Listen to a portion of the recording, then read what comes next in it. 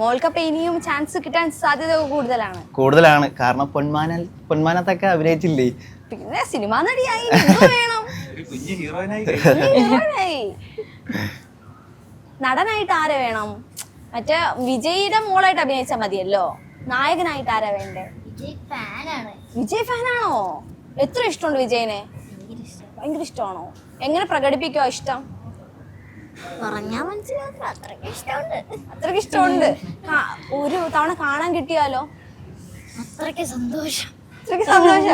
എന്തായാലും കാണാൻ പറ്റും കേട്ടോ, അഭിനയിക്കാനും പറ്റട്ടെ. എല്ലാരും വിജയ് ഫാൻസ്. ഞാൻ വിജയ് കണ്ടിട്ടുണ്ട്.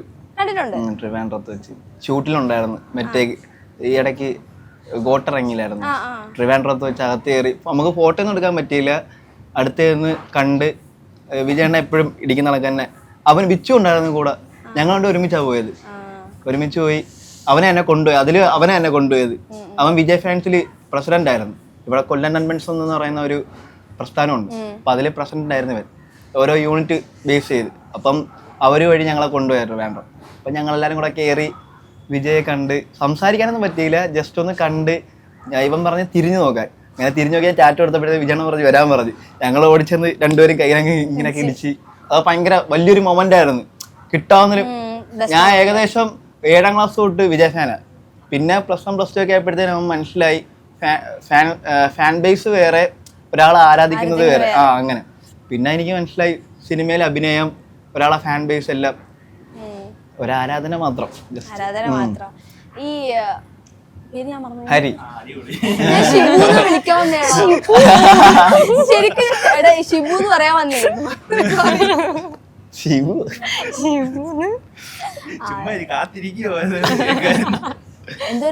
ഹരി. ഈ ഷിബു മാത്രമേ വയലിൽ വരുന്നുള്ളൂ. സത്യം. ഹരി ഷിബു എന്ന് വിളിച്ചോട്ടെ, കുഴപ്പമുണ്ടോ?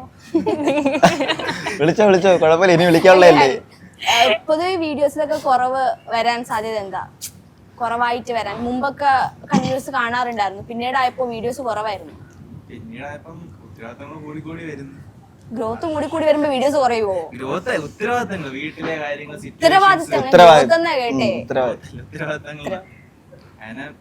സിറ്റുവേഷനും കാര്യങ്ങളും കുറച്ച് മോശമാകുമ്പം ഞാൻ തന്നെ പറയും, കുറച്ചിടത്തേക്ക് കാണത്തില്ല, വരുന്നതും കുറവാ ഇങ്ങനെയൊക്കെ. ഇപ്പം കുറച്ച് ഉത്തരവാദിത്തം കൂടിയെന്നാണ് തോന്നുന്നത്. കുറച്ച് സ്ഥലങ്ങളൊക്കെ നോക്കണം, വീടും കാര്യങ്ങളും എല്ലാം നോക്കണം. ഇപ്പൊ അതുകൊണ്ട് ഒട്ടും കാണാത്തത്. വീട്ടിലാരൊക്കെ ഉണ്ട്? വീട്ടിൽ അച്ഛൻ, അമ്മ, ചേട്ടൻ. വീട്ടിലെ കാര്യം നോക്കുന്നത് വെച്ചല്ലോ, ഒരു പ്രായം കഴിഞ്ഞാൽ നമുക്ക് നമ്മുടെ ഉത്തരവാദിത്തം ഏറ്റെടുക്കണ്ടേ. അതിലിപ്പം എന്റെ ഉത്തരവാദിത്തം എന്താണ്, അത് ഞാൻ വീട്ടിൽ ചെയ്യുന്നുണ്ട്. അതാണ്. പിന്നെ എന്റെ കരിയർ എനിക്ക് നോക്കിയേ പറ്റത്തുള്ളൂ. എന്താ ഫ്യൂച്ചർ പ്ലാൻ? എന്താവണം ആഗ്രഹം? ഫ്യൂച്ചർ പ്ലാൻ പാഷൻ ആക്ടിങ് തന്നെയാണ്. പിന്നെ അതിന്റെ കൂടെ വേറെ കുഞ്ഞു പാഷനും കൂടെ ഉണ്ട്, ബിസിനസ് എന്ന് പറയുന്നത്. ബിസിനസ്സാണ്. ഇത് രണ്ടും കൂടെ ഹാൻഡിൽ ചെയ്യണമെന്ന്. ഇപ്പം ചെറിയൊരു സ്റ്റാർട്ടപ്പ് ഒക്കെ തുടങ്ങി മൂവ് ഓൺ ചെയ്ത് പോകുന്നുണ്ട്.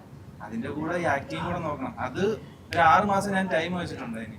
അതൊന്ന് സെറ്റിലായി കഴിഞ്ഞാൽ അതിന് തനിയെ റണ്ണാവും തോന്നിക്കഴിഞ്ഞാൽ എനിക്ക് എന്റെ പഴയ ലൈഫിലോട്ട് എനിക്ക് ഇറങ്ങി വരണം. ആക്ടിങ് എന്ന് പറയുന്നത് അതിനു വേണ്ടിയുള്ള ഒരു വെയിറ്റിംഗിലാണ് ഇപ്പൊ ഇങ്ങനെ ഒന്ന് മാറിയിരിക്കുന്നത്. അത് കഴിഞ്ഞിട്ടൊരു വരവുണ്ട്, തിരിച്ചു വരവ്.